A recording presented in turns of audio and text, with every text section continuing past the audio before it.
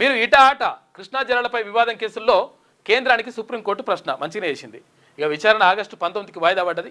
అయితే మొత్తం మీద ఇక్కడ కృష్ణా జలాల వివాదానికి సంబంధించి ఇక్కడ కృష్ణా జలాలలో మరి తెలంగాణకి ఎంత వాటా రావాలి, ఆంధ్రాకి ఎంత వాటా రావాలి, తర్వాత దీనికి సంబంధించి వచ్చినప్పుడు అక్కడ ఆంధ్రానేమో ఇప్పటికే రాయలసీమ లిఫ్ట్ ఇరిగేషన్ కానీ లేకపోతే పోతిరెడ్డిపాడు కానీ ఇవన్నీ కూడా హెడ్ రెగ్యులేటర్ అని ఇవన్నీ కూడా కట్టుకొని నీళ్లు తరలించుకుపోతూ ఉంది.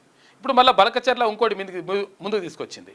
అదేంటంటే బనకచెర్ల ఎట్లా తీసుకుపోతావురా నాయన, నువ్వు అసలు యాక్చువల్గా రాయలసీమలో నీళ్ళు తీసుకోవాలంటే నీ పక్క కృష్ణా ఉంది, కృష్ణా నది ఉన్నది, మరి ఎట్లా తీసుకుపోతావురా నాయన అంటే లేదు గోదావరిలో మిగులు జలాలు ఉన్నాయి, గోదావరికి వెళ్ళి కృష్ణాడ కలిపి గోదావరి నీళ్ళని తీసుకొచ్చేసి కృష్ణానదిలో కలిపి కృష్ణానదిలోకి వెళ్ళి మళ్ళీ మేము అక్కడికి డంప్ చేసుకుంటామని చెప్తా ఉన్నారు.